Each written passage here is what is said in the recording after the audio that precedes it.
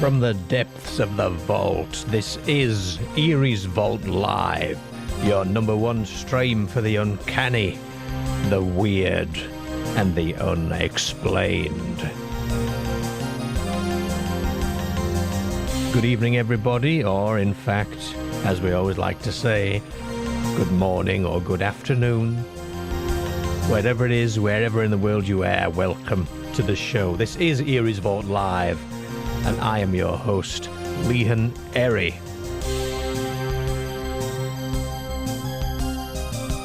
We'll be opening up the phone lines in a short while, so if you want to be on the show, I'm going to tell you how to do that in just a moment.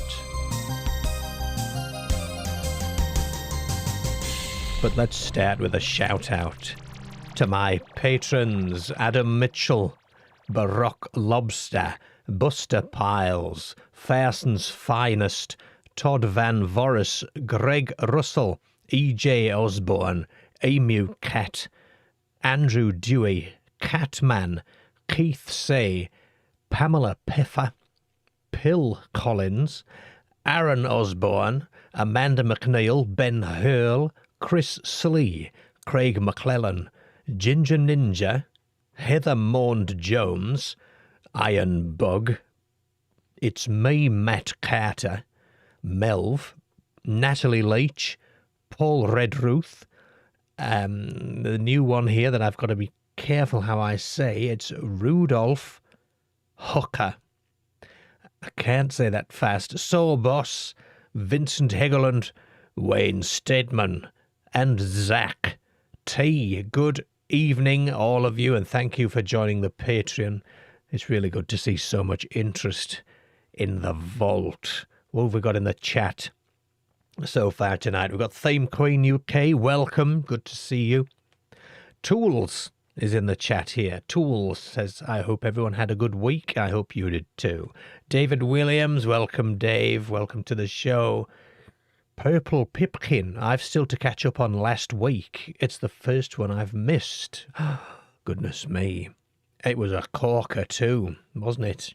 I think it was actually, yeah. There was pretty good stories in that one. I don't mean to make you paranoid about missing it. Obviously, you can catch up whenever you like. Stephen Truthseeker says, hello, good evening to you. Aching Plums, good evening as well. Darren Jump, hello to you. Buster Piles has his trousers on and is reporting for duty. Very good, sir. Fleur is with us. Good evening, Fleur. And KB said something but retracted the message, so I can't tell you what it was. DS, good evening. Looking forward to the show. Thank you, so am I.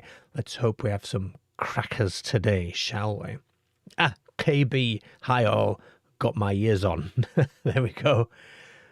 Right, so just a quick word to everybody really before I get going, and it's an apology, actually, and that is that I know that I am sometimes very, very, very slow to respond to messages and emails and such. I do have this habit, obviously we all have smartphones nowadays, right? So when I see the notifications on the phone, I do read it, whilst I'm doing something else, and then I think to myself, I'll reply to that later when I can give it my full attention. Then something always happens, doesn't it? Usually editing, actually. Editing seems to be the thing I do all the time at the moment, and it gets in the way, and before you know it, a week's gone by, and I still haven't replied to you, so I'm very sorry about that. Bad habit of mine. Don't think I'm ignoring you, please. It's just not the case. WM Steadbot has joined us. Been looking forward to this all week. Gosh, that's good to hear, isn't it? Certainly is. So here's your eerie news for this week. So Lockheed Martin and BAE Systems in the world of aerospace and defence. Well, on the September the 9th, the DSEI Defence Conference in London said that Lockheed Martin's legendary Skunk Works and BAE Systems' own cutting-edge Falcon Works will announced a strategic alliance. It's not a merger as such. It's more of an alliance between two of pretty much the most secretive laboratories in existence, in aerospace at least. The stated goal is the creation of a new family of autonomous, uncrewed air systems. These will not be your simple drones. They're going to be designed to be launched from almost anywhere. The deck of a warship or a runway or a truck hidden in the woodlands, even from the cargo bay of a heavy transport aircraft or something.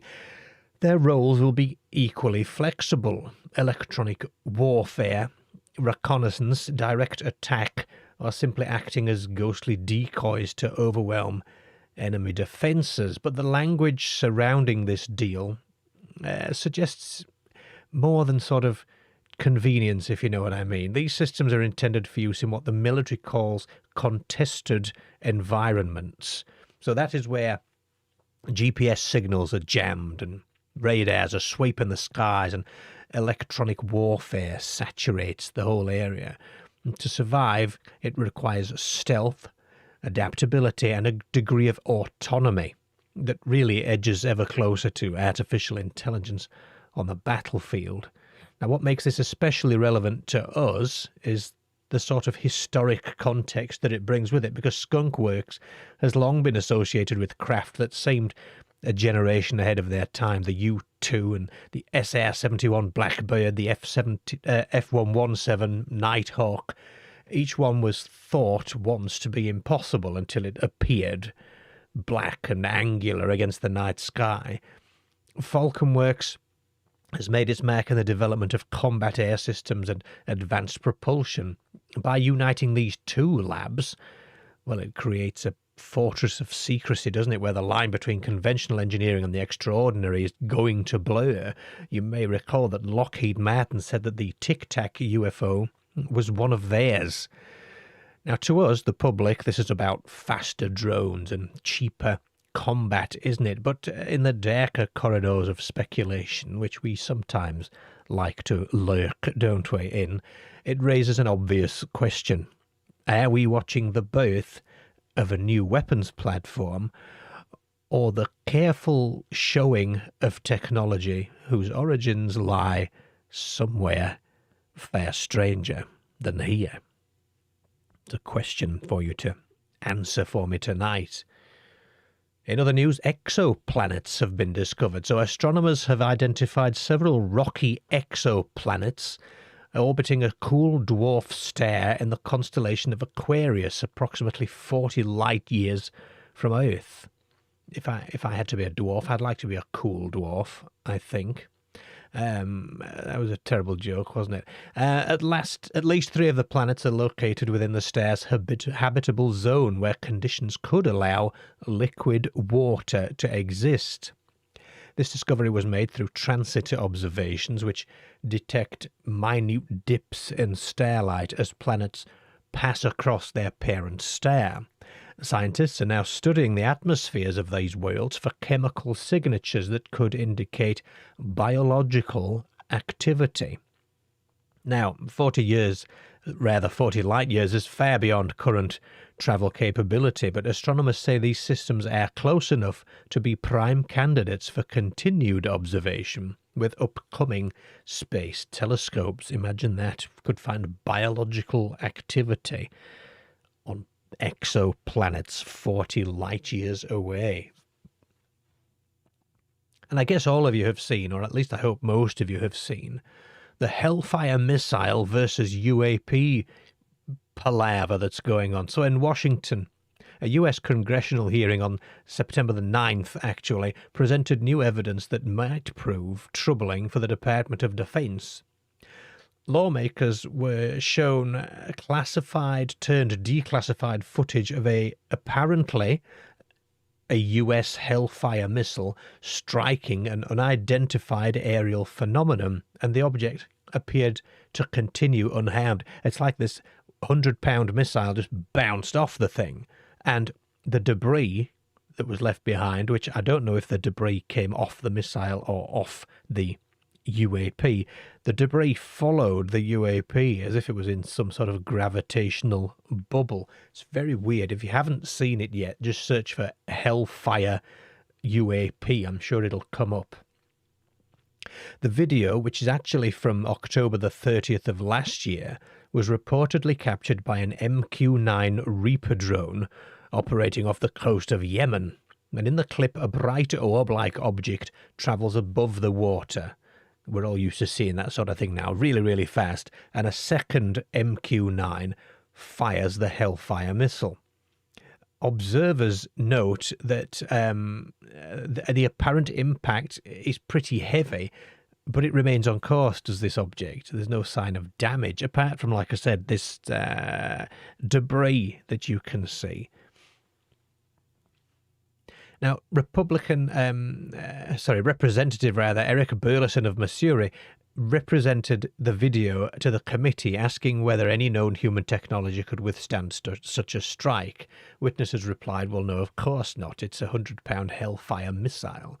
Pentagon officials later described the incident as a possible malfunction, that old chestnut, but provided no technical explanation. Several whistleblowers and experts testified under oath. So Jeffrey Nusatelli, a US Air Force veteran, recounted multiple UAP incursions, and that's what he called them in his deposition, I think they would call it. He referred to them as incursions at Vandenberg Space Force Base, describing luminous craft seen visually and on radar. He alleged reports were downplayed and that personnel were discouraged from filing incident records. Dylan Borland, also Air Force, described a 2012 encounter at Langley Air Force Base with triangular craft moving at extraordinary speeds. He claimed his career was damaged after speaking out. And Alexandra Wiggins, a U.S. Navy senior chief, detailed a 2023 event aboard the USS Jackson when glowing objects were seen emerging from the ocean and tracked simultaneously by shipboard radar, infrared systems, and visual observers. And of course, George Knapp, the absolute veteran investigative journalist, testified that the Hellfire video is not unique. He stated that many more similar incidents are held in the secure servers, and he says occasionally some of that secure stuff leaks out and it makes its way to the news people. His argument, of course, is that it should make its way to the public.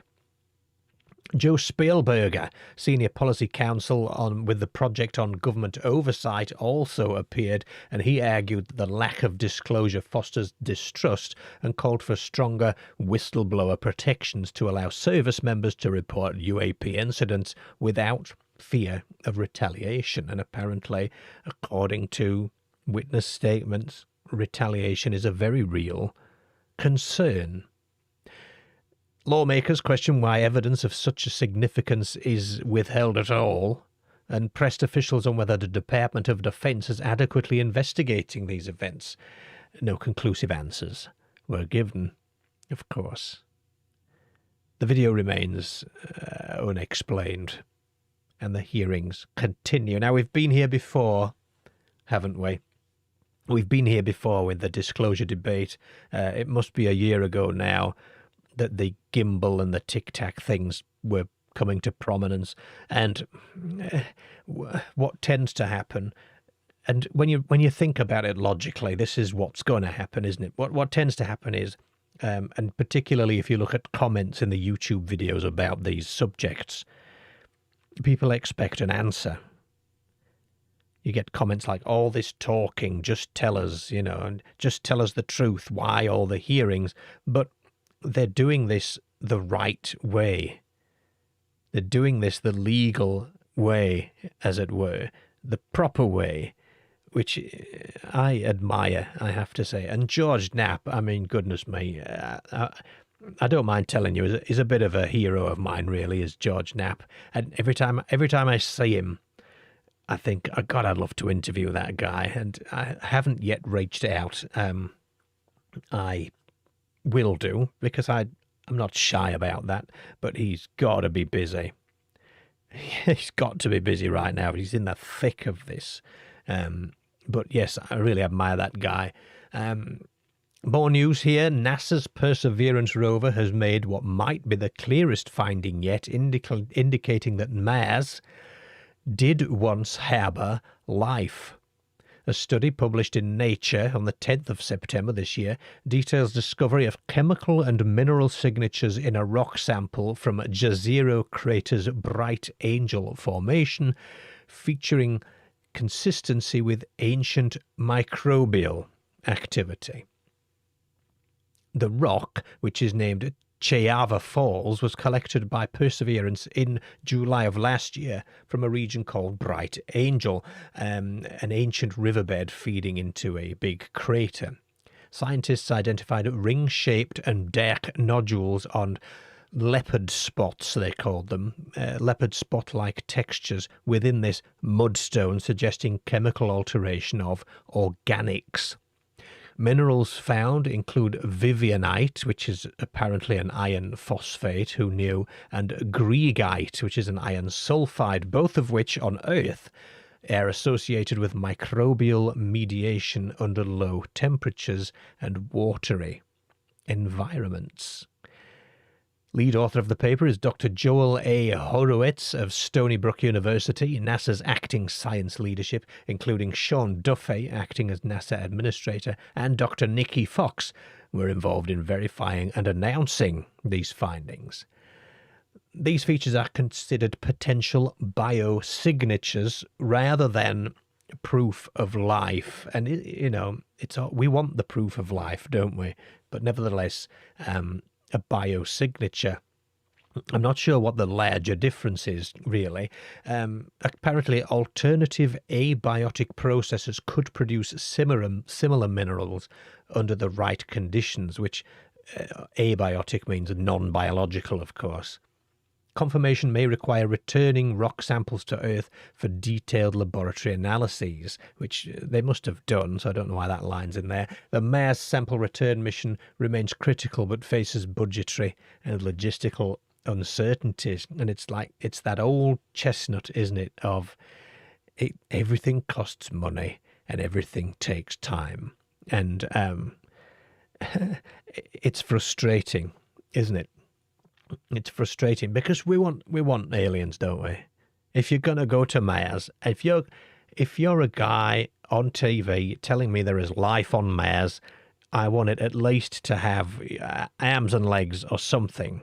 I don't care about microbes. That may be short-sighted of me. Obviously, there's a food chain and all that, isn't there, to be sort of considered, It's like if they found plankton in Loch Ness, I might not be that interested. However, it would support a large creature, wouldn't it? So I understand that there are layers of these things. But gosh, just give us something big, a sea monster, an alien, just something. Find Bigfoot. I'm ready for something, I'm ready for a big surprise. I don't know if it'll ever come, do you? Let's check over on the chat. Where did we get to? We got to Paul Williams has joined us. It says a Tic Tac and Calvine UAP, probably a type of pseudo-satellite indeed. Thank you, Paul. Tales Told in the Dark is with us. Hello there. The Rambling Roma. Hi all. Sorry, Eerie, I won't be able to come on tonight as planned. I'll be in touch to catch the next live. Not a problem at all. It's absolutely open to you whenever you want to do it. Whichever Friday you choose, it's up to you. Fleur says it feels like the UFOs are getting more aware of our activity. I must say that in recent months, certainly, it seems like things are escalating, doesn't it? But what is that escalation going to look like? Because I suspect it's not the phenomena, which one is it, phenomena or phenomenon? It's not the phenomena that is escalating, and the phenomenon within the phenomena are not individually escalating, but I do think that the rate at which we are finding out about them is, and I think the work happening in America is incredible. I don't know of any similar work in the UK that's taking place. In fact, I don't know of any UK representatives involved in the US stuff either. I'd like to find that out, actually, because maybe we can talk to some people involved in that area of work. Who else have we got in the chat? Liz S has joined us. Liz says, hi, Eerie and everyone. I'm a bit late, but really look forward to the show. Thank you, Liz, for joining us there. Who else? MJS says, I think they will find larger creatures in caves, lakes, and rivers below ground. Gosh, I hope they do. I hope they do. That'd be amazing, wouldn't it? I don't really want anything brought back to Earth that might eat us. Sigourney Weaver has taught us a lot, hasn't she, in her time? But I'm just ready for a monster or an alien or a creature. I don't know what you think. What would you guys want to be the next big announcement? Just if you could have your dream announcement, there's the special topic for tonight. Then we've reached that naturally, haven't we?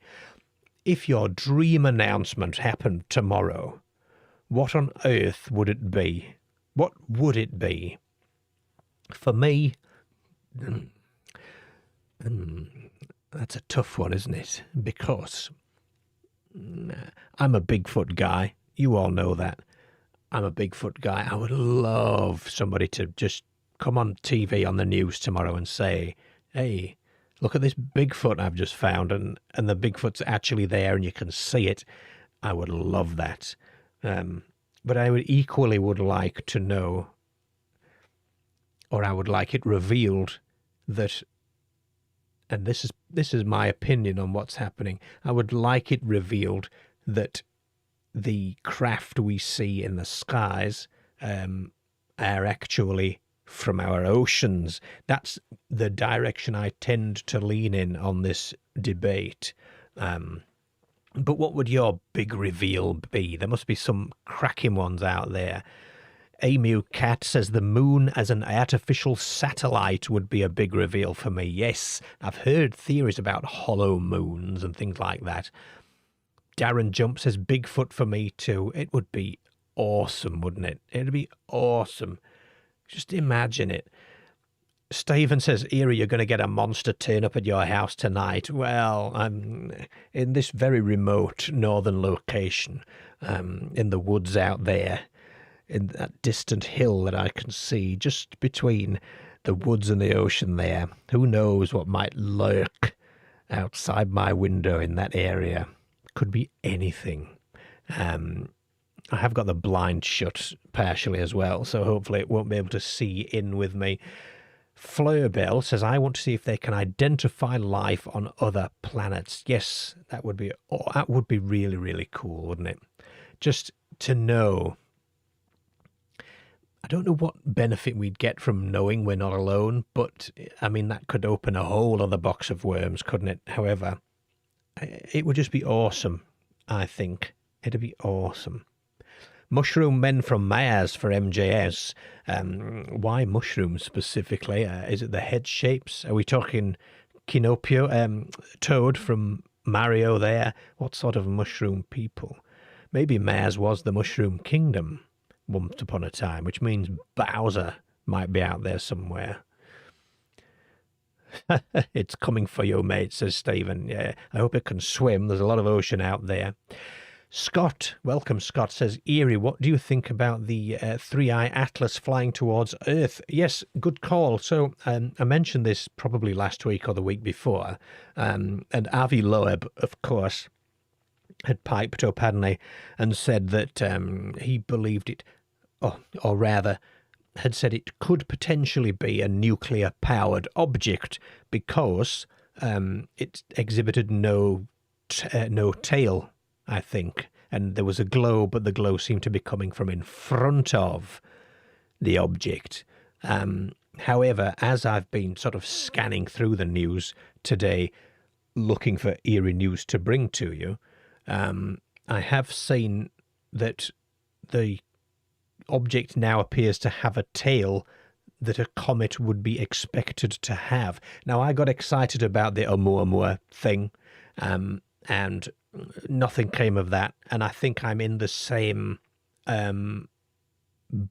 basket, as it were, now with the Atlas object. I was very excited at first, and I'm beginning to think it's just another lump of rock, unfortunately. However, an interstellar lump of rock at that, and who knows what things may be travelling in it or on it. That's the bit we'd like to know, isn't it? MJS says mushrooms prefer the cave life. I understand now.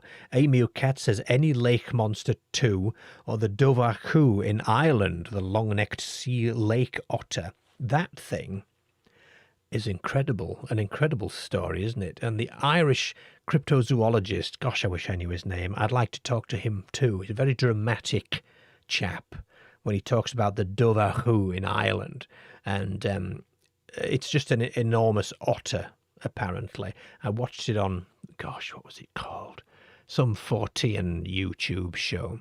And it was very, very animated and dramatic, I remember. It was quite cool to watch, actually. I hadn't heard of it before then. And I like it when a cryptid thing occasionally still pops up and surprises me because I didn't know about it, if you know what I mean. Off topic, says LJ90256. At some time, could you do a video about rods? Yes, I probably could. Yes, I don't really know what I make of them, but that could be part of the content of the video, couldn't it, as well? So what a good idea. Rods. Yes, they were big in the 90s, I remember. I remember lots of things about those in the 90s. We're at the bottom of the hour here, so we're going to take a very short break here. And we shall be back in just a moment. Don't go away. The YouTube show is only a part of the vault.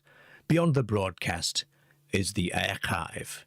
And at eeriesvault.com you'll find our growing library of case files, first-hand accounts of the unexplained, written reports from people who lived through something strange. And we need yours. If you've carried a story for years, if you've never had the chance to put it into words, and this is where it belongs, your report will stand alongside others, building a record that may one day help us see patterns that we cannot see alone. And it's easy. Go to eeriesvault.com, open the Case Files page, and hit the Submit a Case button. Fill in the details and send it on its way. Because strange events pass quickly into silence unless someone records them. Don't let your story vanish. Put it in the vault. From the depths of the vault, this is Eerie's Vault Live. Every Friday at 9 p.m. GMT, the lines are open. UFOs, aliens, ghosts, strange creatures, time slips, encounters you cannot explain. If you've seen something unusual, if something has haunted you, followed you, or simply left you wondering, then this is your place to tell it. Call in and share your story. You can watch the show live on YouTube or stream it directly at eeriesvault.com. And if you're too shy to call, then you can email ahead of the show at eeriesvault@gmail.com, and I will read your story out for you on air. That's Eerie's Vault Live, Friday nights, 9 p.m. GMT. Be part of it. For those of you who want to go deeper, there is the Eerie's Vault Patreon. Here you'll find the evidence. Original newspaper clippings, forgotten publications, rare documents. You'll see the raw material behind the stories, and you'll gain access to exclusive videos, some filmed on location at the very places we discuss, and you'll be able to watch private follow-up videos to the cases already covered on the main channel. It's not just about watching here, it's about joining the search, and by supporting the vault, you help to keep the archive alive, help uncover more material, and help to bring these stories into the light. And if you've ever wondered what all these marks are on this map here, well, patrons get access to this interactive encounters map to peruse at their leisure. It gets updated regularly and will grow to be one of the most comprehensive encounters maps in the world. If you've ever wanted to be closer to the investigation, if you've ever wanted to see what lies behind the curtain, then Patreon is where it begins. And with numerous membership options, what are you waiting for? Head over to the vault. We'll transition back to live there rather than carry on with the call to action. You can see the numbers on screen. So here's the rules of the road. But, well, actually, before I do that, I've seen something in the chat that's upset me a little bit. So Paul Williams, thank you for this, says, talking of Bigfoot, it popped up on his feed today that Dr. Jeff Meldrum has died. He's done more than anyone to bring science to the search for Sasquatch. Well, that's terrible to hear. So I had a quick look, and apparently it's gone on Facebook and it's on the Daily Star, and apparently he was fighting brain cancer, and he's died at 67, which is nothing, is it, really? It's just nothing. Oh, that's terrible to hear.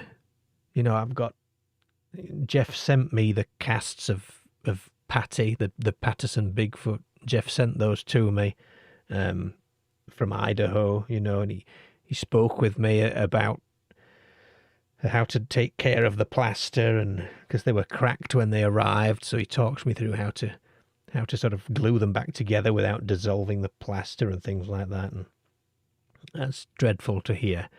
How sad. That's terrible, isn't it? Steve Mill, Fleur says, like dowsing rods. Yes, so back to the rods.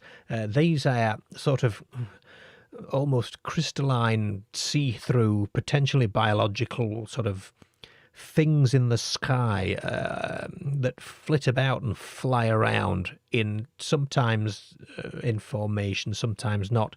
They were a very curious artifact. They were a very curious sort of thing that popped up in the 90s, coinciding with the advent of more consumer-grade CCTV cameras and things like that.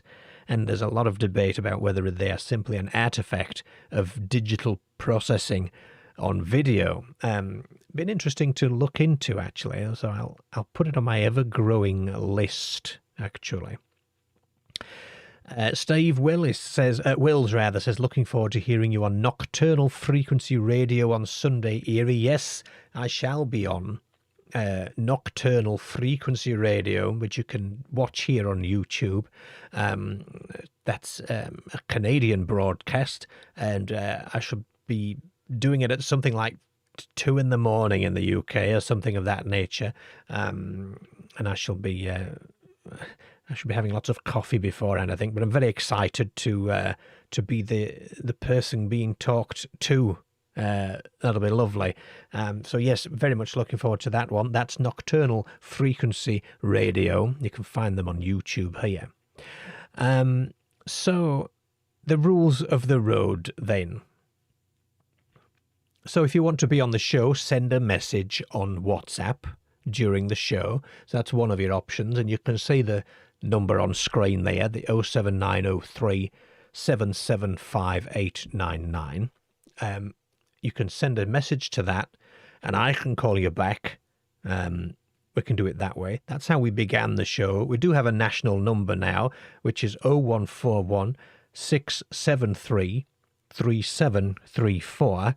Sorry, 3743 rather. It's on the screen anyway. So it's 0141 673 3743, and that spells out on your phone keypad 0141 Mr. Eerie, which I thought was incredibly cool. That's how I ended up with the Glasgow number. And you can, of course, email your story to eeriesvault@gmail.com, and I will read it out for you. And I do have a few locked and loaded in my 12th of September folder, ready to go. So you can always do that. So there's a WhatsApp, there's the national number, or you can email in. Additionally, you can head to eeriesvault.com and you can submit a story in our case files page, and after a brief review from me to make sure there's no naughty swear words in it, I will put it live on the site, and eventually these will be read out on the broadcast as well when I get into a rhythm of, checking that screen as well. And Buster, that's similar kind of to what you were mentioning about somewhere to submit cases, I think. So hopefully that sort of fulfills that requirement for you as well. Over on eeriesvault.com on the case files page. What is it we want to talk about? Well, if you've got a encounter story, I want to hear it.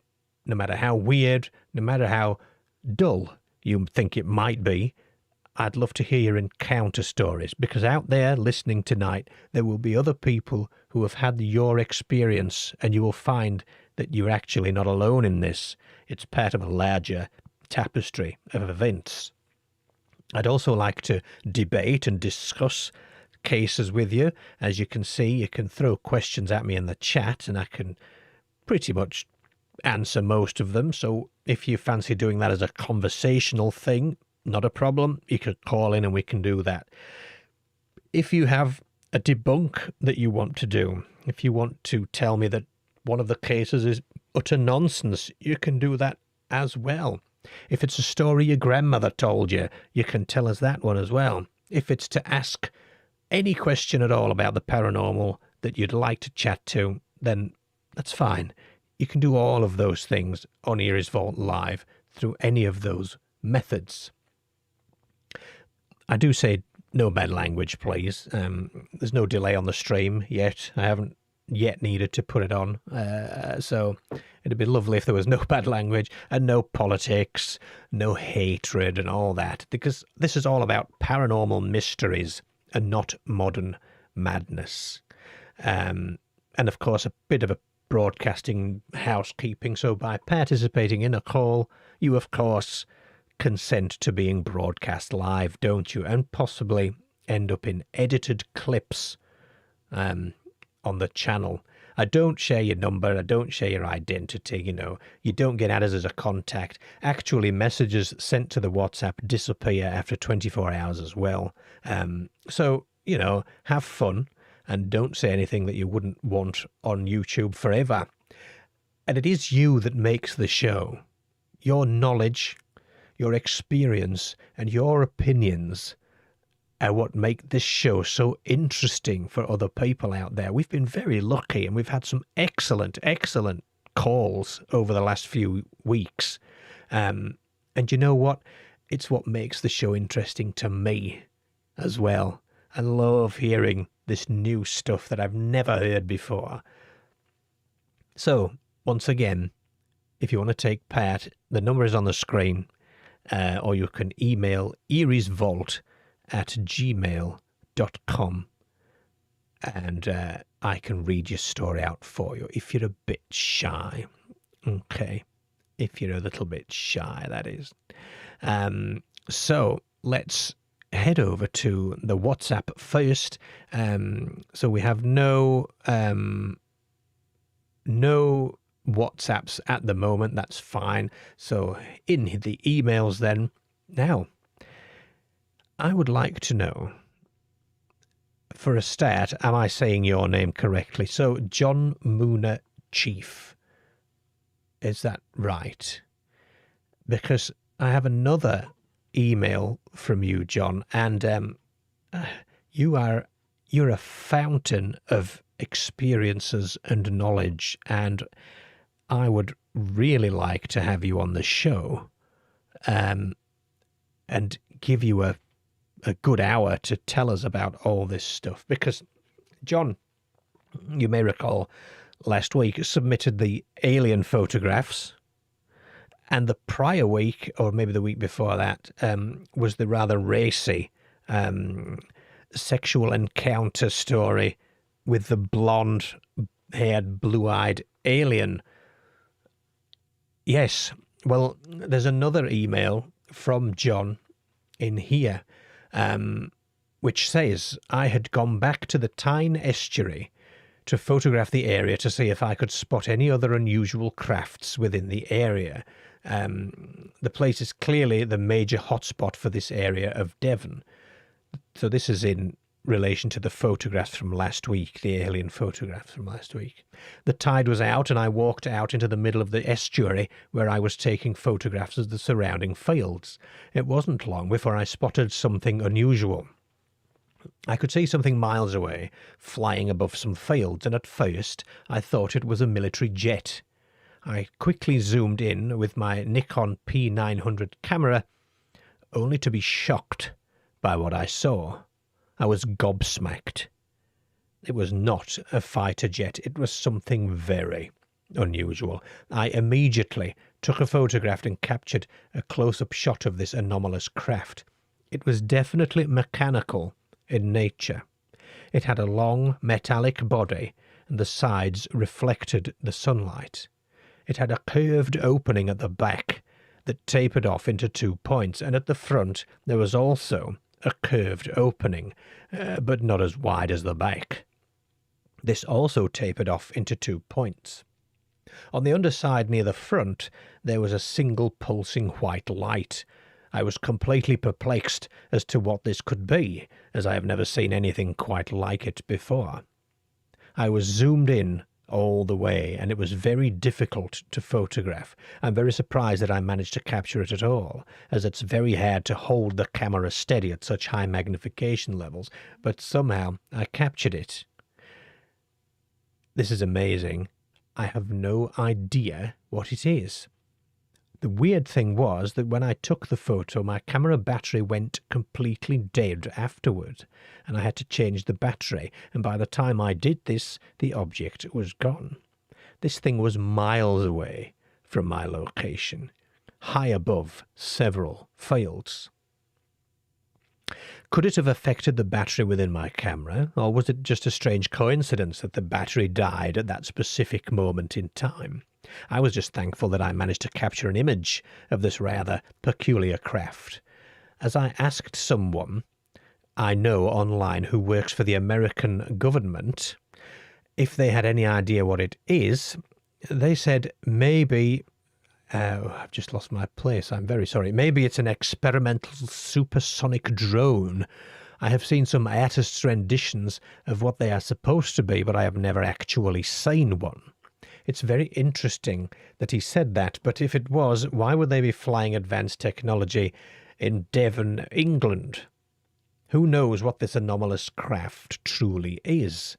It's very strange, and I personally believe that this craft is extraterrestrial in origin, just like all the other bizarre anomalous objects I have seen and photographed in this area. The photograph was taken at 2:10 on the 26th of July this year, and John has sent me photographs, and gosh, I'm going to try the magic thing that I did last week, and I'm going to try and put the image on for you, because I think I can do that.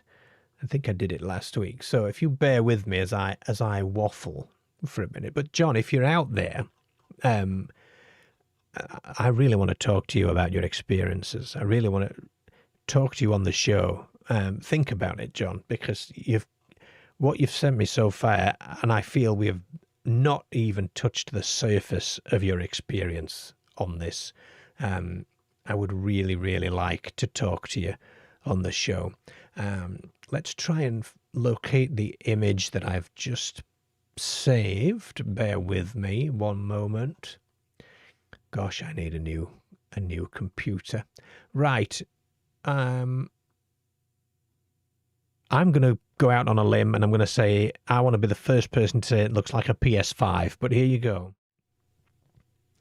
Now this is zoomed in all the way in, so it was miles and miles and miles away. There are other photographs, but they look like this, and really the stuff John's sending me really deserves its own page on the website. So John, we need to talk about that as well, because you know,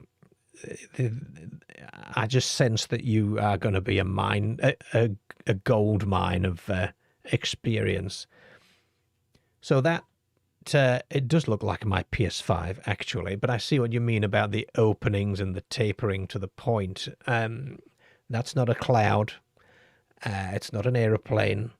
It is, if indeed it is an object in the sky, that is weird. That's pretty weird. What do we think? What do you think, Stephen? He's saying, wow. What do you think that is? It's hard, isn't it, from a photo?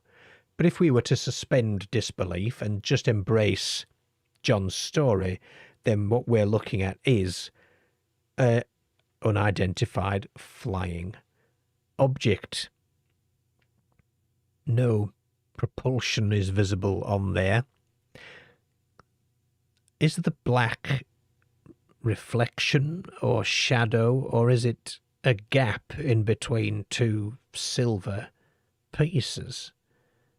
It's hard to tell, isn't it? And there seems to be some disturbance on the left-hand side there, although, of course, artifacts on camera are a thing as well. Blazer, it certainly does look like the classic cigar-shaped UFO, yes, Buster. It's a sports model, indeed. Didn't Bob Lazar refer to one of the Area 51 craft as the sports model? I think he did. So that's from John. And again, John, if you're out there, we really must talk. We must. Fabulous. Let's remove that image. It does look like a flying bat, actually, a little, in a way, doesn't it? It looks like it could be spinning as well to me. It looks like it could be spinning around. It's very difficult, isn't it? We need more of these pics. There are more pictures. However, it's the same angle at various distances and zooms, and some treated like, I think there's an emboss effect on one of these, and perhaps a scanline negative filter. But we need to talk to the source about these, which is the man John. If you're out there, John, think about it. Let's remove the image there. Are you sure you want to remove the image? Yes, I am. Oh no, I've removed the wrong image. That's embarrassing, isn't it? Let's resolve that. What are we thinking in the chat there? Looks like the flying sub from VTTBOS. I don't know what that is. Rotating like a gyro, says Stephen. Yeah.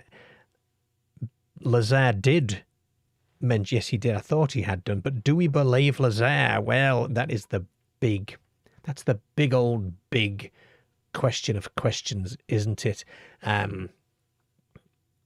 I like listening to George Knapp talk about Bob Lazar, and I'm not sure Knapp is 100% on him.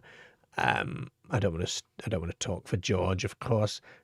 I've heard so many different broadcasts, but you see, the thing is, we can speculate all we want, but we don't know, do we?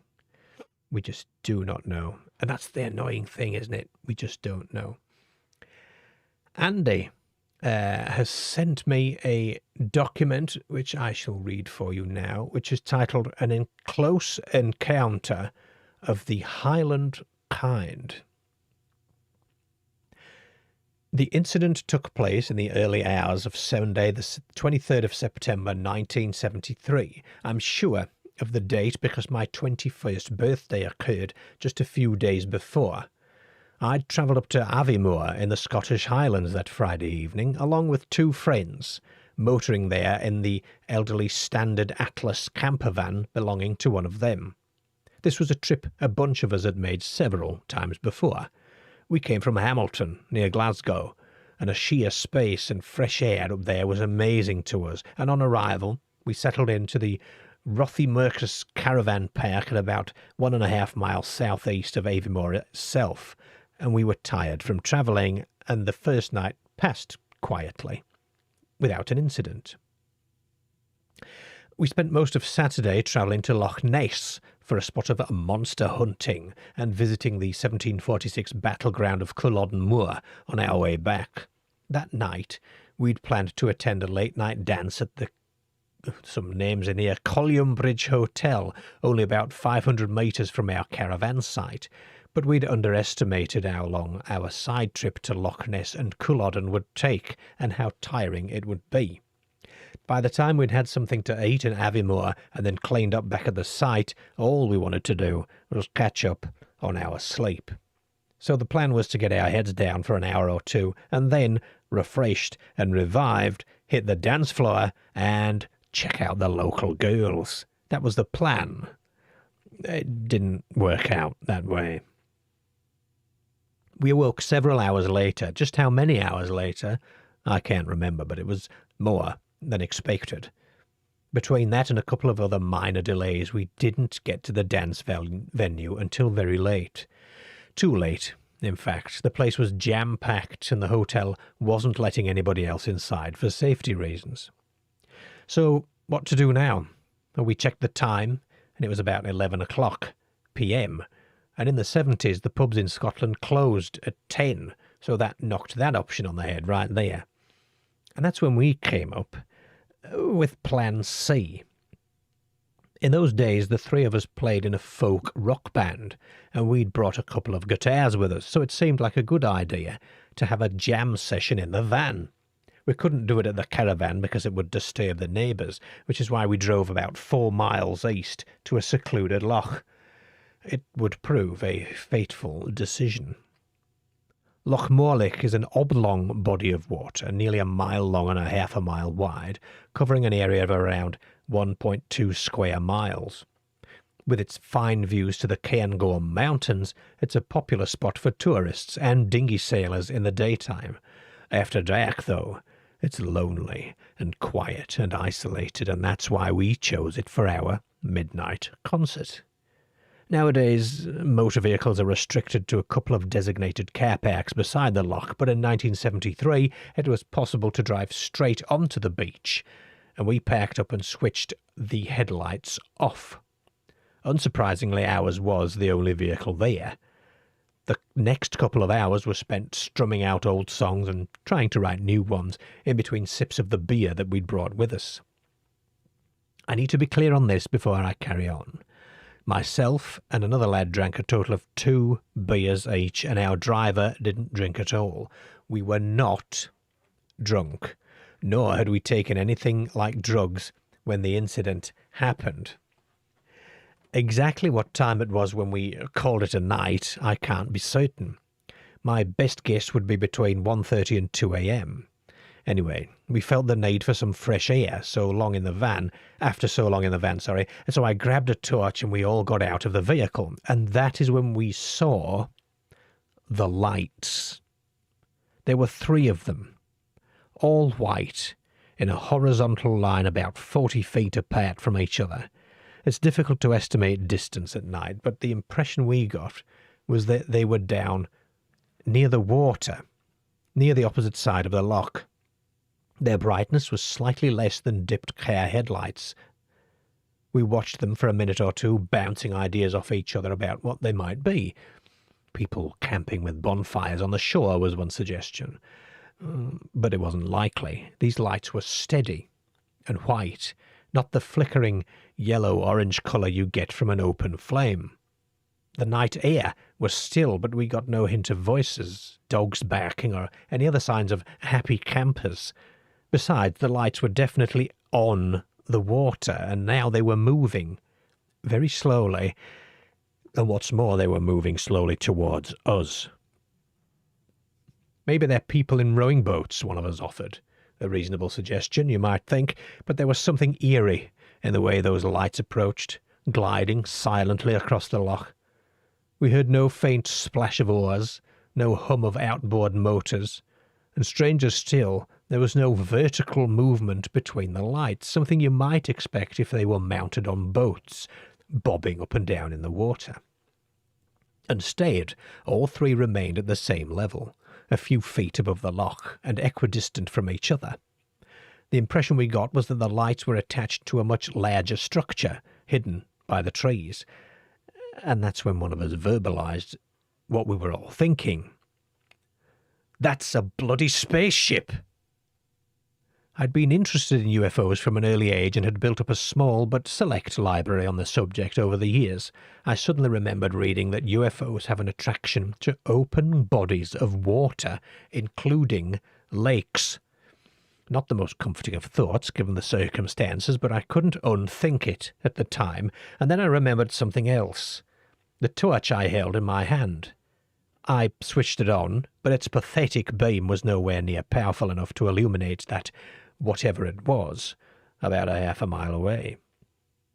With hindsight, it was a stupid thing to do. If the thing wasn't aware of our presence before, it probably was now. And then to make matters worse, I did something even more stupid. Way back in my school days, I tried to teach myself Morse code. I only ever learned 2 or 3 words before I gave up and moved on to something else. But that night, standing there on the pitch-black shore of an isolated loch, facing an unknown and possibly hostile threat, I felt compelled to flash the only word in Morse that I could remember. "Hello." The response was immediate and unnerving. The moment I completed the final letter, a red light began flashing above the white one furthest to our right. Whether it was Morse code or not, I couldn't tell. For all I knew, they could have been saying, "Take me to your leader," or even "Freeze, Earthlings," or "Be exterminated." That was the moment I began to feel that maybe right here and now was not a good place to be. Right here, right now. I turned to the others. I wanted to scream, "Let's get out of here," but the last shreds of my macho pride would not let me. Instead, I gave them a subtle hint by slowly backing away a pace or 2 towards the van. But a moment later, they would need no persuasion at all. Suddenly, the middle white light of the trio seemed to expand to 4 or 5 times its size, an increased intensity to that of a powerful searchlight. The beam from it swept across the water, up onto the shore, and illuminated the side of the van.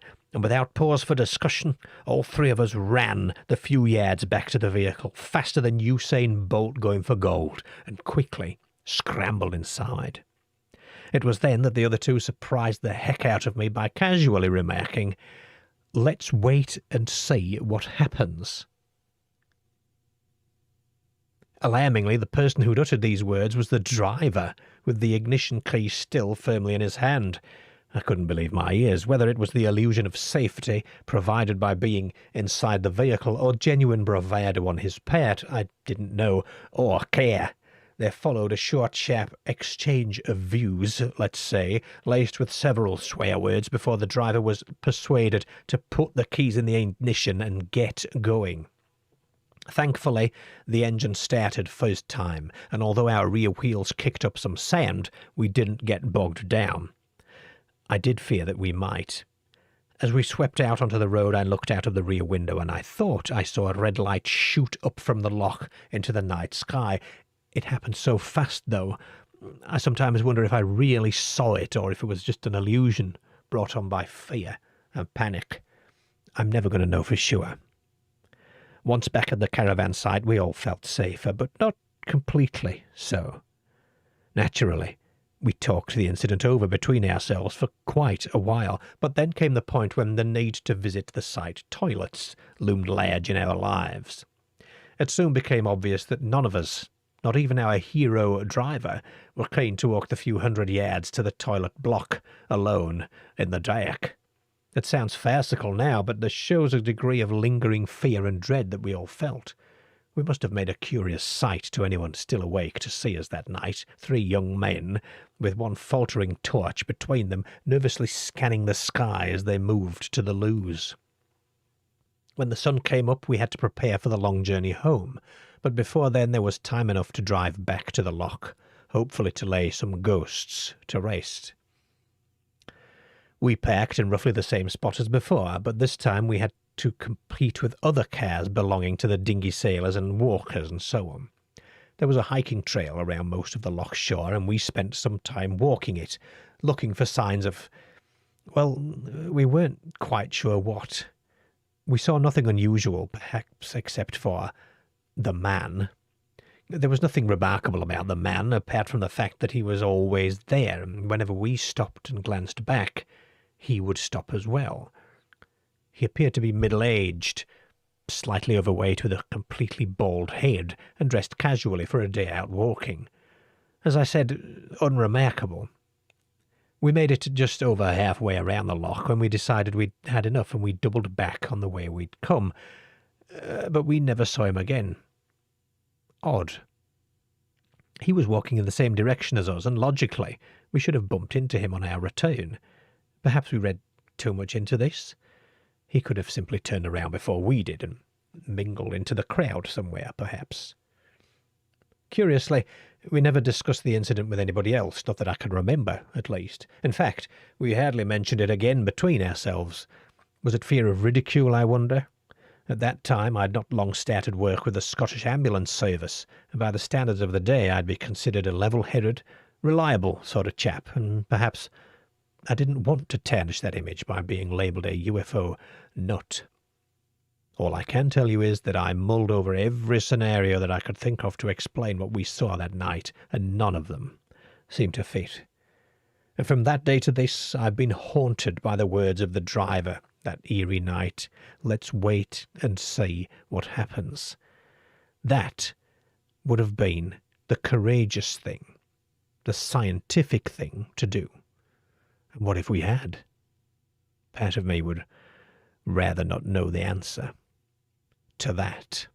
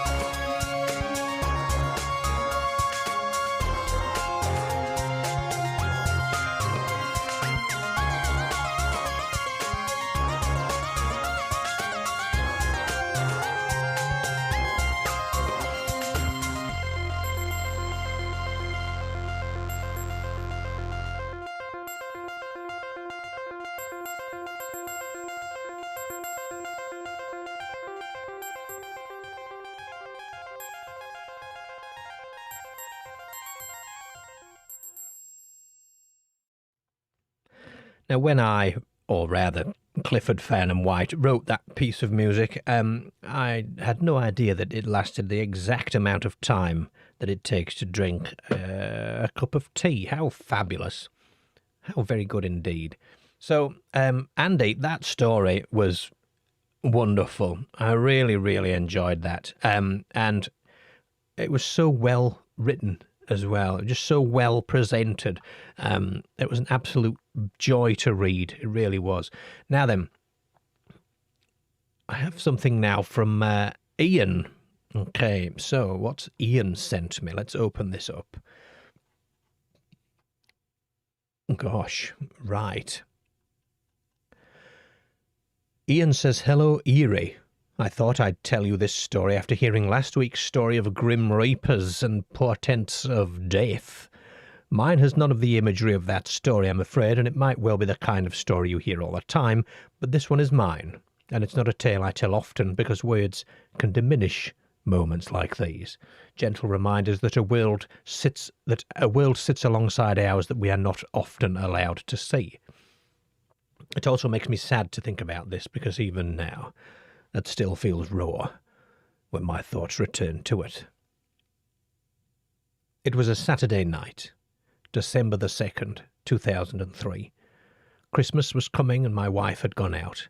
My daughter was away with her fella, and I don't know what magic I had managed to weave, but I had convinced my son to get off his computer for a couple of hours and watch a film with me. I'd weighted this in my favour by picking Where Eagles Dare to watch.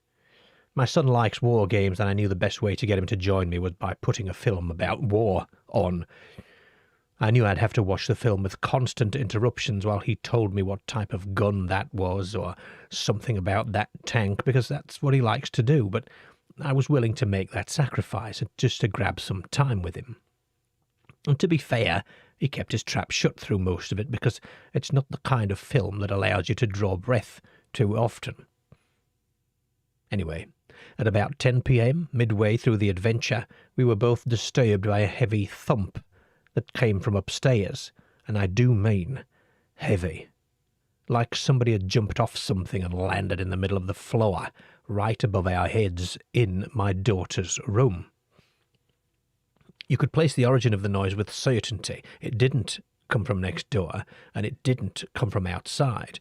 It was right above us. We paused the movie and confirmed that we had both heard it, and after a minute, we went to investigate.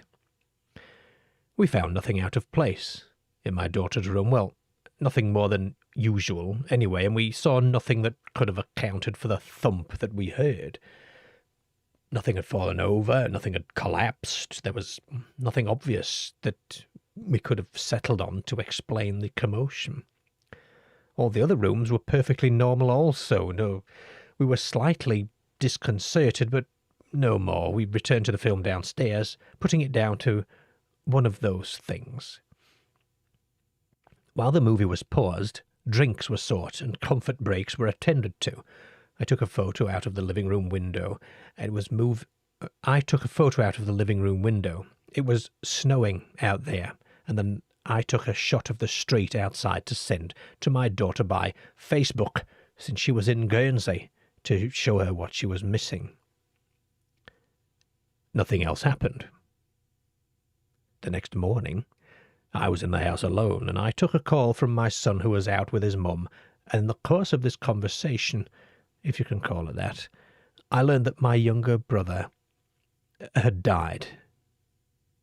I was devastated. He was 51, and I'd seen him only the day before last, not knowing that it would be the last time we would speak. I went to my mum's house where he'd been staying, and after spending some moments with mum and sister, I went up to see him. He was in bed and was indeed no longer with us. He was stiff and cold, and showed post-mortem staining, all of which are terrible details to recount, but are told here to show that he had been that way for some time. He was last seen alive in the afternoon before, when Mum had returned later that evening. He was already in bed, so she didn't disturb him. Now, I'm not a pathologist, but as I sat next to him on the bed, I knew the exact time he had died. About 10 p.m. the night before. I knew this because when the initial shock subsided, my mind went straight to that thump upstairs, and I knew. I just knew. It had been him letting me know that he was gone. Now that might sound daft, but I don't care what reason or science you throw at me to explain this away. I know what I know, and I will never be convinced otherwise. He had let me know he had gone, but I didn't have the information I needed to put it together at the time. That photo I took to send to my daughter of the snow, I looked at it for hours in the days and weeks that follows, convinced that if I enlarged it and examined every single pixel, I might find some trace of him in it somewhere. But of course, I didn't find a thing, not so much as an orb. I guess it just doesn't work like that. Some days later, I became convinced he was in the room with me when an overwhelming smell of cigarette smoke filled the room. Nobody smokes here, but he was a big smoker and a drinker too, and I sat on the couch and I watched the Christmas tree lights flicker, and actually I tried to communicate through those lights, asking questions and interpreting the responses by the way the lights flickered. It was probably the dumbest thing I've ever done, but at the time it seemed to make sense. Grief does that to you. So as you can see, words do indeed diminish these events. These subtle nudges from the other side, they invite cynicism and prompt a reliance on coincidence in the arguments that are deployed to dismiss them. But to the person the messages were sent for, they are understood for what they are, even if it was not clear on receipt. You don't die. You just move sideways. They say in the moment of death, a person might call out the name of a dead relative like they're being greeted to the other side by a familiar face. I hope that's true. And I hope you might get to go somewhere when you die. One last visit to let people know what's happened to you. Anyway, I wrote a poem about it some months later, after I'd been visited by him in a dream. So this poem is called Was That You, Bro? Watching where eagles dare, just ahead of Yuletide, came a bang from upstairs while the snow fell outside. Was that you, bro, up there?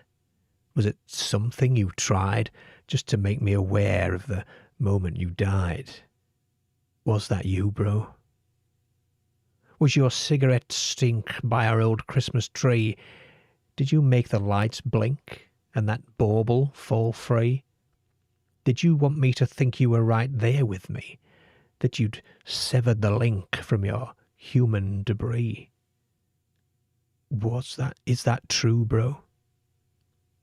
Then an unconscious stream brought a nice note of grace, in a bare, just a dream where we had an embrace, and the overall theme I recall from your face. You're still part of our team, lost in time, lost in space. I miss you, bro. I said drop me a clue next time, easily found. Should you ever pass through, let me know you're inbound. And he said I always do, but it can't be profound. There'll be some subtle cue, so you'll know I'm around. Don't say boo, bro. Ian, thank you for sharing that with us. Thank you very much indeed. It's a very personal one. I hope I did your poem justice. Thank you ever so much, Ian. Now, our next piece is from Harry. So, is it Harry the Bigfoot? I don't know. From the Hendersons? Let's find out. 3 different paranormal events together. I want to take you back to the late 1980s, gosh. Would I go back to the late 1980s if I could? I don't think I'd want to do that again. It was the year before I left home, says this chap. We, my mother and siblings, had been living in the same family home for over 8 years. It was a fairly large house, a bungalow dating from the 1920s, sitting on nearly an acre of land. My father had run a successful business for many years and had done well for himself, but had tragically died 2 years before. On the night in question, my mother and sister were away, abroad, on holiday. So myself and my youngest brother and his then girlfriend were home alone. His girlfriend, Kathy, was practically living with us by this point, so we were all well used to each other's company. Kathy had proven to be quite psychic, and on several occasions had sensed the presence of things in the house. It was a Sunday evening in late summer, and my brother and I were both working late shifts the following day, so we were able to stay up until very late, and he and Kathy had rented a couple of videos to watch at about 8 p.m, and I was happy to join them in the lounge. But around 9:30 p.m, I decided to get a takeaway curry, and this meant phoning in an order and driving to collect it. I asked them both if they wanted a curry, but they declined, and they knew I had a love of hot curry, and that's what I ordered. So after phoning through, I drove the 15 or 20 minutes away to the Indian takeaway.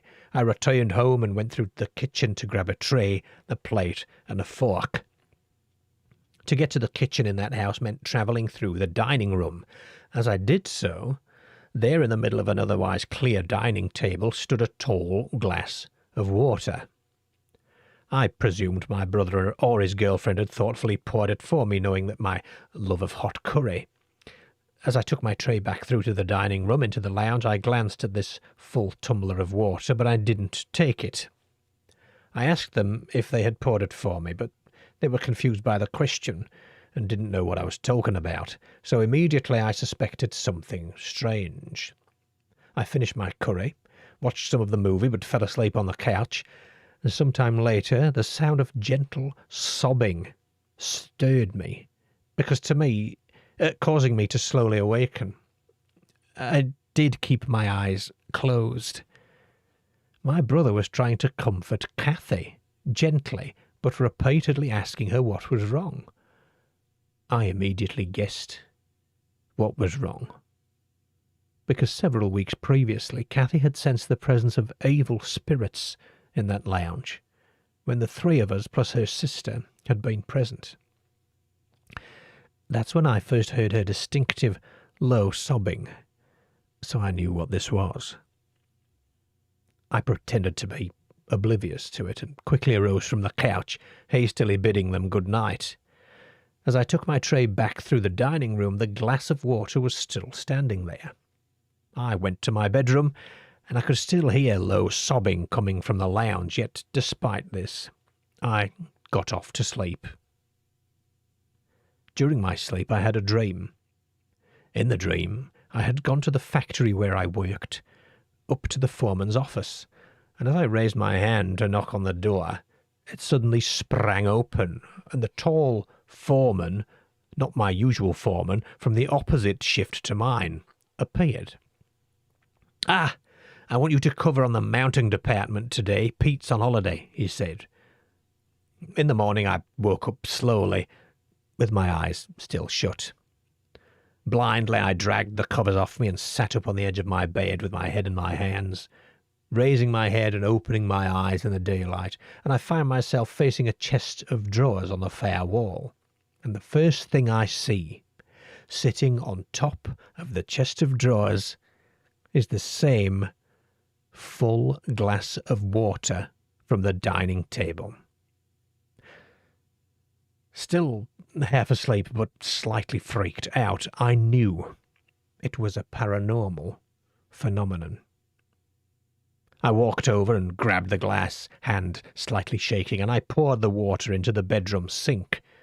Later I asked my brother and Kathy if they had brought it into my room, but they both denied it. I left for work shortly afterwards. Walking into the factory, I wondered what my duties would be for that day. It was holiday season, which meant that everybody had to cover everybody else's jobs during the summertime. As I raised my hand to knock the foreman's door to inquire, the door suddenly sprang open. The tall foreman, from the opposite shift to mine, stood in front of me. "I want you to cover on the mounting department today. Pete is on holiday," he said. My jaw dropped in disbelief as I stood there gawping. It was like an exact video replay of my previous night's dream.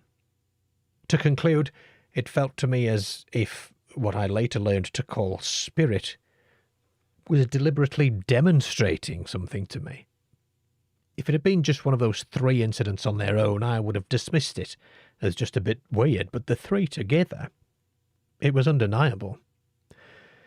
Because of this, I started researching the paranormal, reading the relevant magazines and books, lots of them. Some months into this research, I discovered that the date of my weird experiences had been a so-called magical day, the 8th of the 8th, 1988. Regards, Harry. Harry, thank you very much. That's a pretty creepy one. Don't mind the dream bit. Don't mind the dream part. That glass of water, that's freaked me out a bit. Don't know if I like that. Excellent stories, though. What on earth is a magical day? Does anybody know the context or significance of that one? I've never heard the phrase magical day. Is it like a fairy number or something like that? That'd be nice to find out, wouldn't it? There's something about the mundanity of simple household objects. There's something about the mundanity of them that can be, I think, well, it can be used against you, can't it? That glass of water moved from the dining room to the bedroom, and your attention was drawn to that thing. I agree, it's a sort of demonstration, perhaps, isn't it? Or a show of strength or power, but isn't the mundanity of such objects the creepiest part of that kind of thing? It really is. The mundaneness carries with it. Well, I'm just saying the same thing 5 times, Anna, but it's given me a bit of a chill, actually, as that one. I may have to pull the blinds down all the way. It's very dark now. You can't see the ocean anymore. The trees, there could be anything in those trees. Yes, I'm not going to look anymore. I just turn my head away. I don't want the racket that it makes when I get up off this archaic chair of mine, by the way. I don't know if you can hear it snapping and cracking under my not considerable weight at all. It's just ancient and knackered, I think. It's a bit of an Amazon special. Yes, that's not creepy at all for you, is it? Not at all. 8888 equals 32. 3 plus 2 equals 5. So this is numerology then. So I briefly entertained numerology several tens of years ago. Cannot remember a damn thing about it at all. So if there's particular significance to that number, that'd be very, very interesting, I think. We'll take a short break and we'll be back. And don't forget, it's a phone-in show. The YouTube show is only a part of the vault. Beyond the broadcast is the archive. And at eeriesvault.com you'll find our growing library of case files, first-hand accounts of the unexplained, written reports from people who lived through something strange. And we need yours. If you've carried a story for years, if you've never had the chance to put it into words, and this is where it belongs, your report will stand alongside others, building a record that may one day help us see patterns that we cannot see alone. And it's easy. Go to eeriesvault.com, open the Case Files page, and hit the Submit a Case button. Fill in the details and send it on its way. Because strange events pass quickly into silence unless someone records them. Don't let your story vanish. Put it in the vault. From the depths of the vault, this is Eerie's Vault Live. Every Friday at 9 p.m. GMT, the lines are open. UFOs, aliens, ghosts, strange creatures, time slips, encounters you cannot explain. If you've seen something unusual, if something has haunted you, followed you, or simply left you wondering, then this is your place to tell it.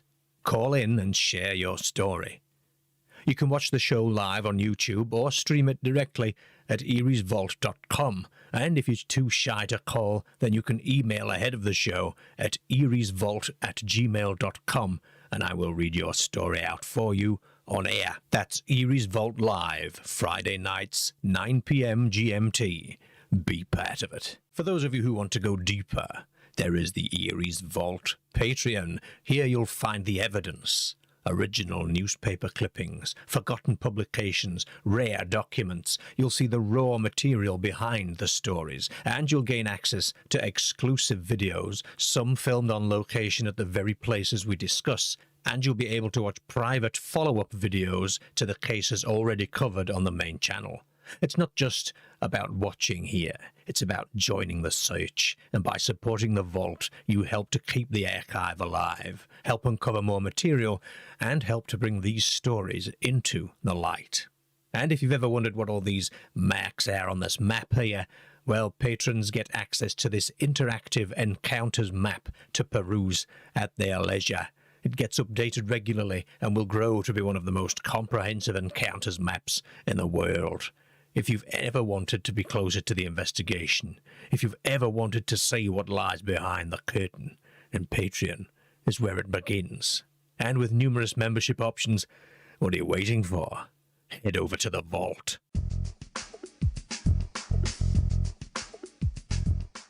Got an encounter story that you want to share? Ever seen a UFO or a ghost? Are you a time traveler?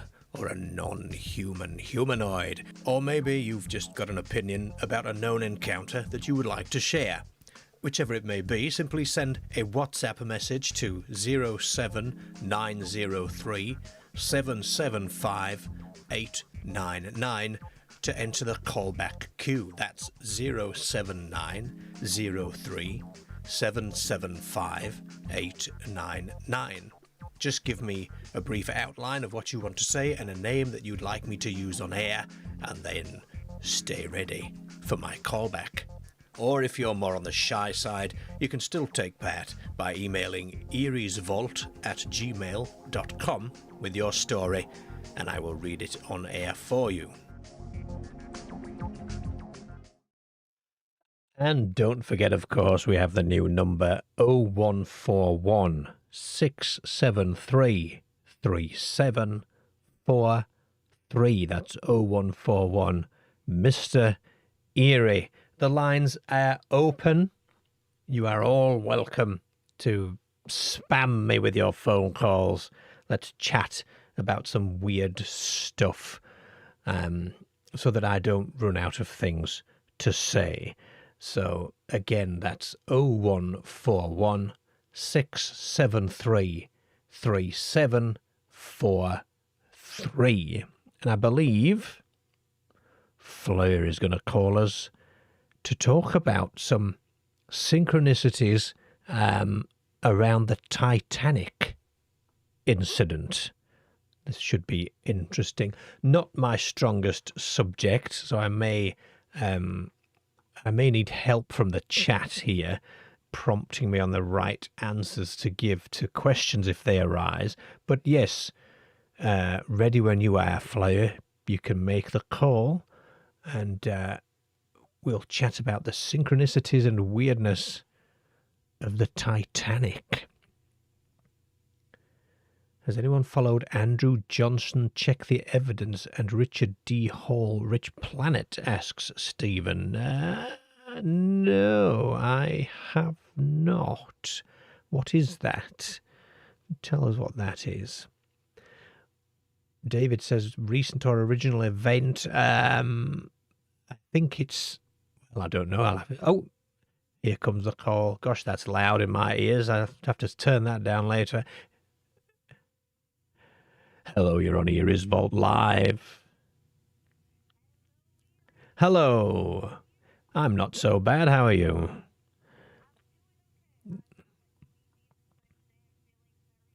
Oh, you did? Did you watch it in Japanese or was it dubbed?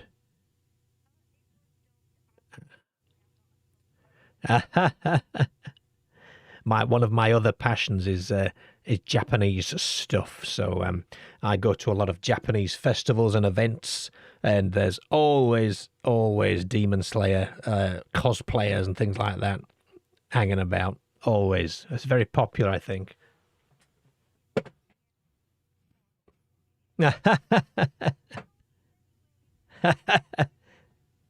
So, at the Titanic, then. Oh, apparently somebody says they cannot hear. Oh, we can't hear the caller. Oh, dear. Oh, dear. We could. Just 1 minute. I think I know what I've done.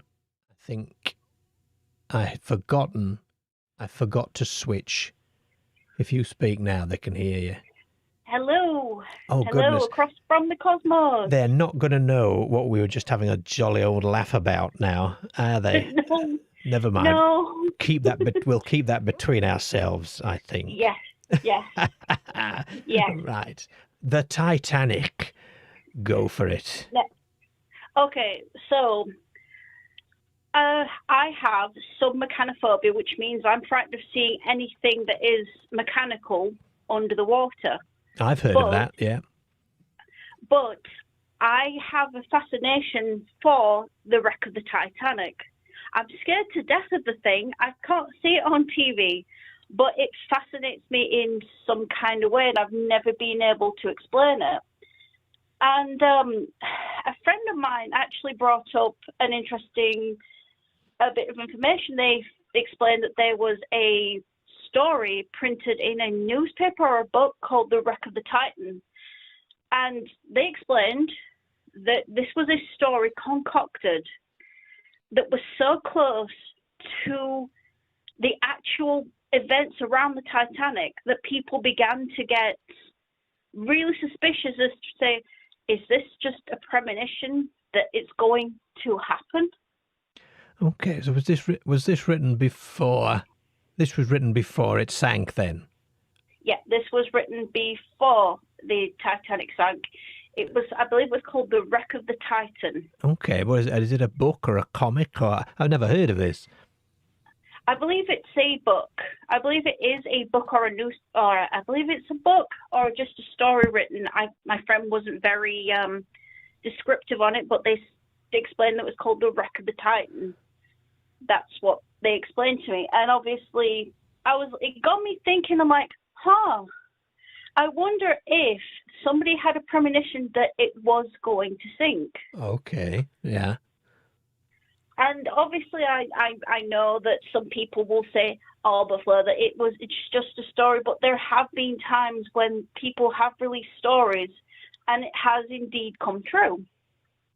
And it's just, again, a very strange enough coincidence to me that people do bring that up, or people do bring a coincidence like that up when it comes to certain objects. Yeah. So have you read this book?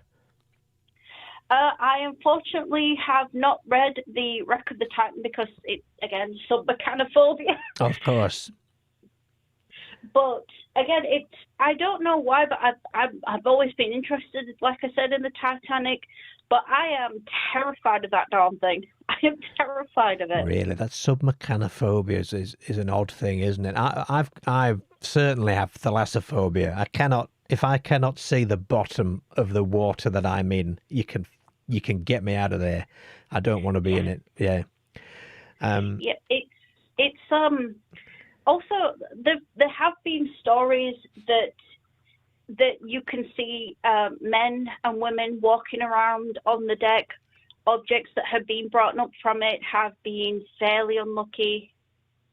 It's one of those things that really do endure, and you sort of feel scared when you think about it, or if you're me, you're just terrified of it. if you have the phobia, yeah. Buster Pyle says that the book predicts the sinking, except that the name is Titan. Then in obviously I should have guessed that from the title, probably, shouldn't I?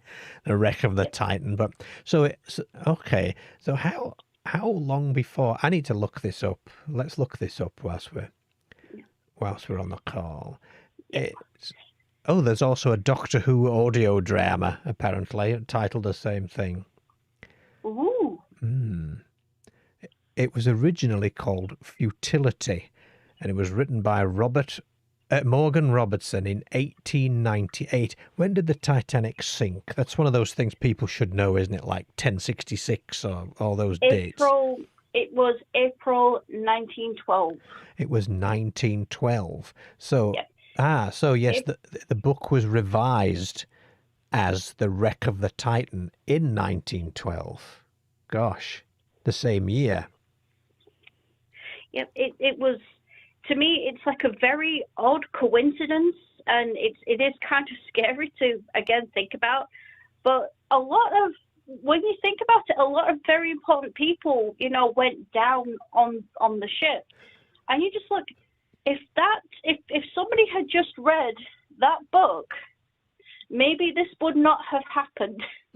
Yeah, because apparently it's a very similar, not only is it called the Titan, but it sinks after wrecking on an iceberg, and there were not enough lifeboats for all the passengers.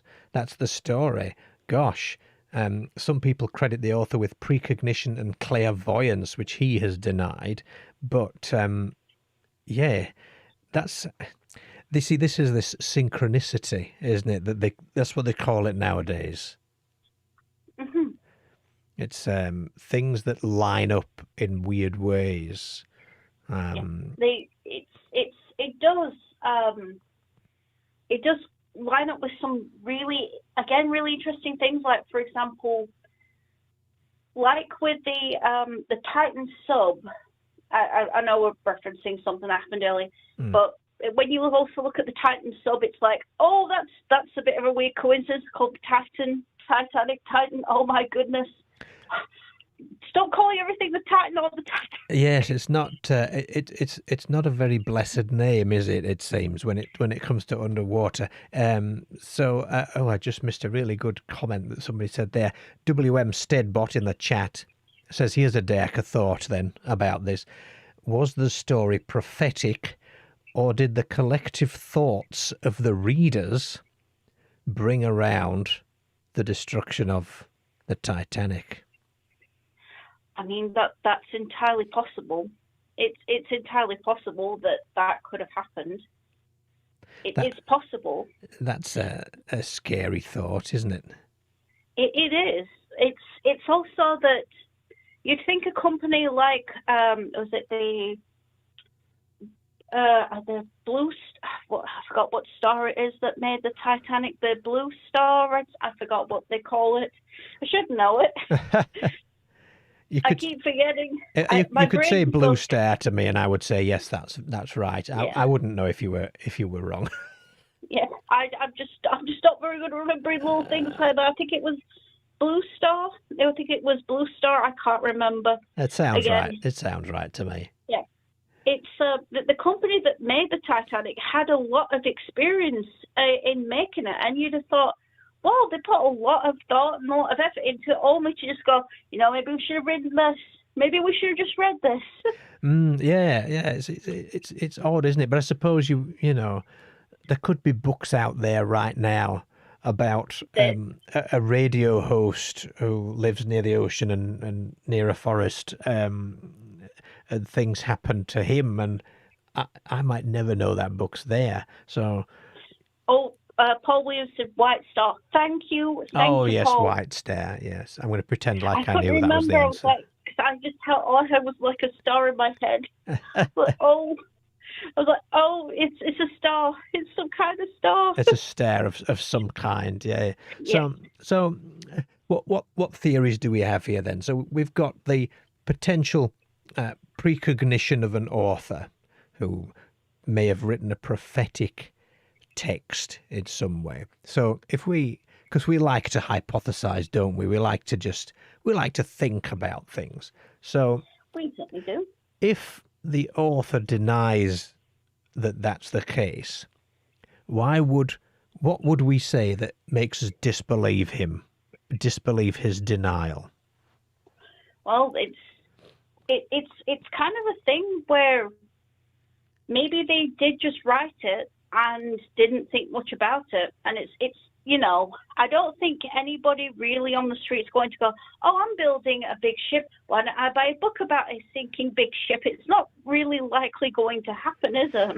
No, I wouldn't think so. No, but the conspiracy theorist part of me wonders, what if it was an instruction manual on the guaranteed destruction of, wasn't it supposed to be the unsinkable and best liner of all time, filled with all these rich people, influential people who may have not had the interests of a bad actor at heart, and a bad actor could have used it as an instruction manual, Flair, to know how to sink them.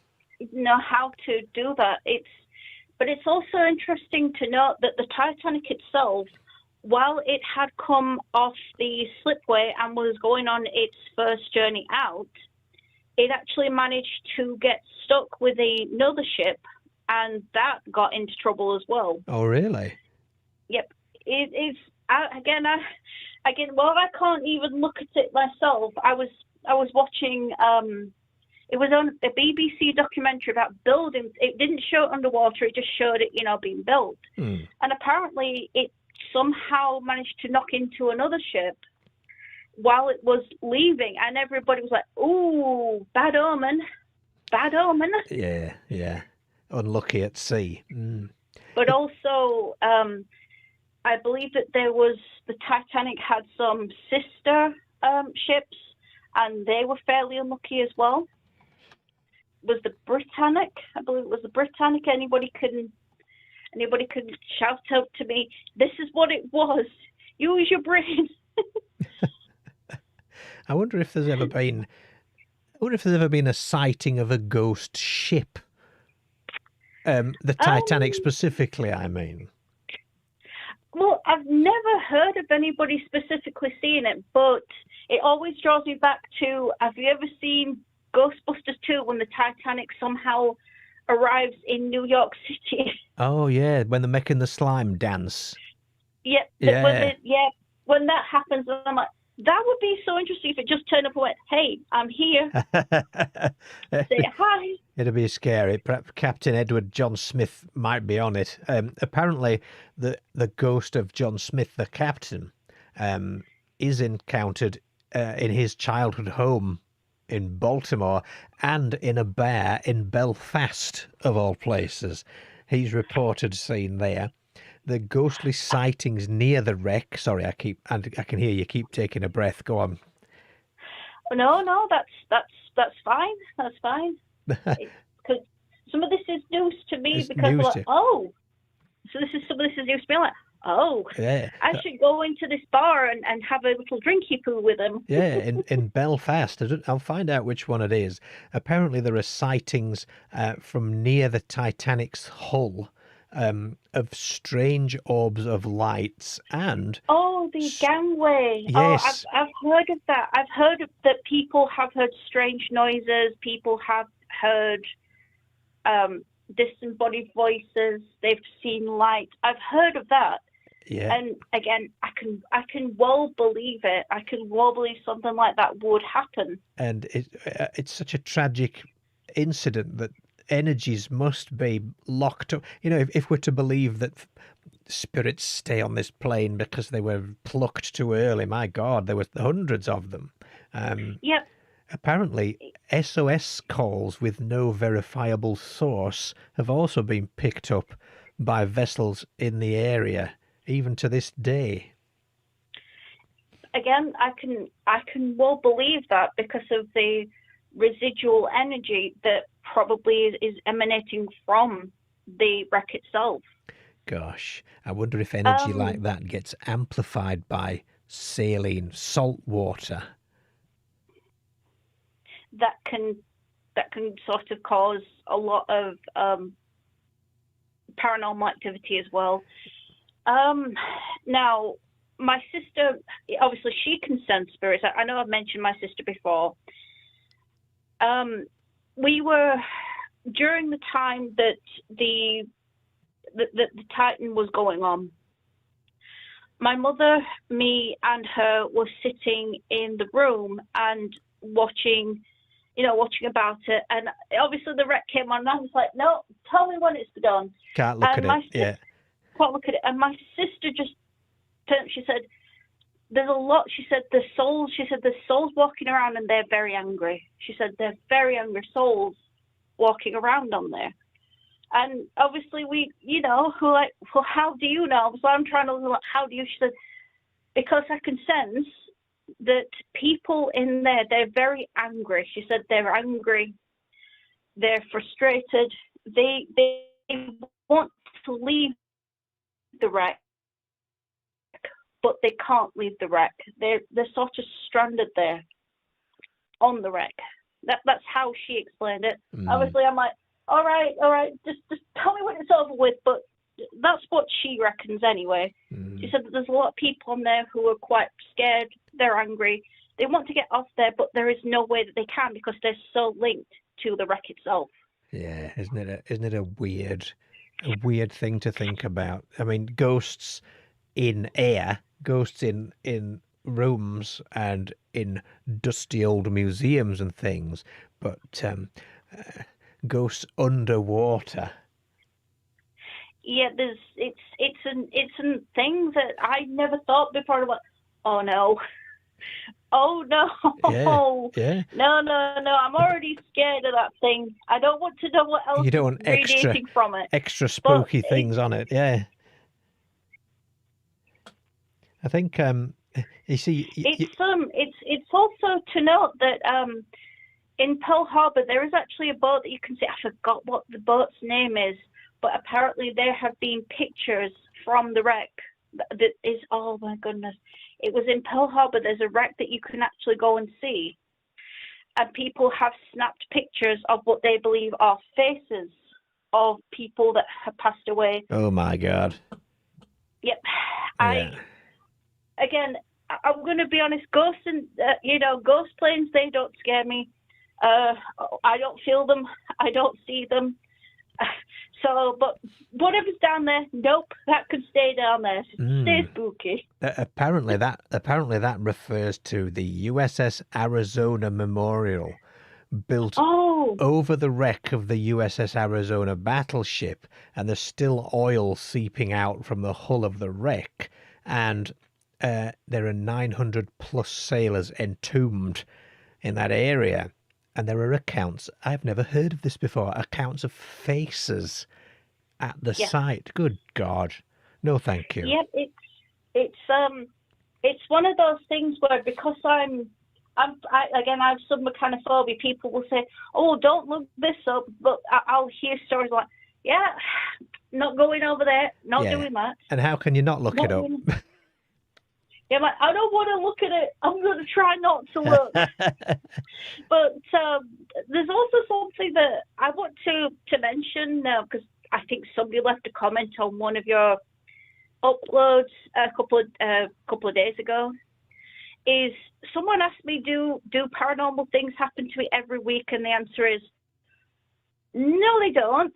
They don't happen every week. Some things do occur at a frequent basis, but not every single week. Some of the stories that I tell, they've happened quite a few years ago, and obviously I recall them. But I do have a few things such as the dogs, that still happens. The visitations that my sister experiences, I will have to one day explain some of the things that she has seen. But yes, there are still some spooky things happening in my life, but some of the things have happened when I was much younger or when I was in my early 20s. It seems like whatever's been around sort of has gone, no, you're getting boring now. Bye-bye. It's not going to happen as much. Well, of course, keep some of those stories for us, definitely. I actually have quite a few left. There's just yes. It's just today because I've been out a lot. I have chronic fatigue syndrome. My brain was just going, no. Talk about something that is spooky. Yes. But also something that you know about. Yeah, that's the thing, isn't it? Well, you've taught me something there. Faces in the Arizona, USS Arizona, and radio signals, and a premonitory. How do you say that? Premonitory book. Premonitory? Yeah, goodness me. There you go. There you go. If you want to make a video about that, as long as you don't show me actual pictures, I'm good. Yeah. Show you the back of the book. Yeah. Yeah, the back of the book. But I do recommend that there is actually a museum. Is it Belfast? My family have been to see it, and they said it is absolutely spectacular. Oh, it's a Titanic museum, is it? Yep, the Titanic Museum. They've said it's absolutely spectacular. They thought that it was very informative, and obviously my father's in the same group. He has some mechanophobia, so he was like, I didn't like it. He was walking along with his eyes closed. His eyes were covered. He was like, am I going through there yet? Well, that must be the same. Out there, Dad. That must be the same place then that this bear is, that the captain's ghost is seen. I wonder if that's the same place. Fleur, we're going to run out of time, so I'm going to thank you for some interesting threads to pull on there, for some potential scripts and things. I've had quite a few selections tonight, but yes, Fleur, once again, thank you ever so much for your call. Thank you. I'm very thankful, Eerie, that you can put a voice on, because I have so many stories, but I just don't have anywhere to actually tell the stories. Thank you so much for doing it. Of course, not at all. Yeah, not at all. Thank you very much, and good night. Thank you. I'll repeat the same thing as Fiona Bruce says. Don't have nightmares. Yeah, don't have nightmares. Don't have nightmares. That's it. Stay safe. Bye, Eerie. Thank you, Fleur. Have a good night. Yes, thank you very much. Goodbye. Bye. There we go. There's some new spooky stuff for me right there, I have to tell you. Faces in the ocean, and a few things have given me the chills tonight. I have to say. Yes. So, as always, thank you ever so much for listening. You may have noticed I don't really know how to end shows. I've got a pretty strong beginning, a decent middle, but I don't really know how to end a show. So I tend to just say thank you very much. I haven't had this chat open for ages and ages. What have we got there? Nocturnal Frequency Radio's joined us. Now, don't forget, I shall be on the show with those guys now. It'll be the early hours of Sunday morning in the UK, which is somewhere in the region of about 2 a.m, I think. Nocturnal Frequency Radio, if you're there, maybe pop in the chat what's happening and what time that'll be, because my memory is failing me at the moment. I've just seen an excellent comment here that I'm very pleased with. This is the new art bell for me with live callers. Ron, that's probably one of the best things anybody's ever said to me. Thank you for that. That's a fabulous comment. Yes, so we're about to wind up, but if you're there, Nocturnal Frequency, just pop in the chat what time that's happening, and a link and the link to your channel. Pop that in as well, if it lets you. And we shall keep the chat open during the outro so that people can see that. Again, thank you ever so much, everybody, for your calls and your emails and all that stuff. Don't forget to share this channel with your pals. It's growing pretty well. It's getting some good subscriber numbers and some good view numbers now. I think we're all doing a good job together with it. Share it with your pals, and yes, let's have more calls on future shows. I'm going to try and get some guests in. I'm going to contact George Knapp. Let's see what Georgie boy says.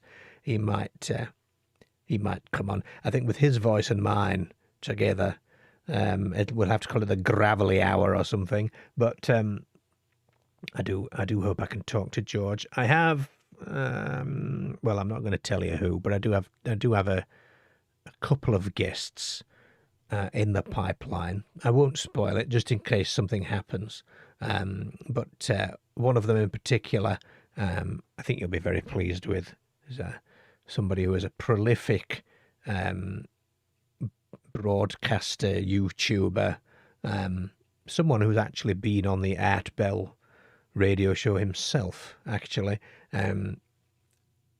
Dying to tell you, but I'm not going to tell you. I'm going to say good night, everybody. Thank you ever so much. Have a fabulous weekend, and I will catch you in the next live episode. Thank you. Good night. The YouTube show is only a part of the vault. Beyond the broadcast is the archive. And at eeriesvault.com you'll find our growing library of case files, first-hand accounts of the unexplained, written reports from people who lived through something strange. And we need yours.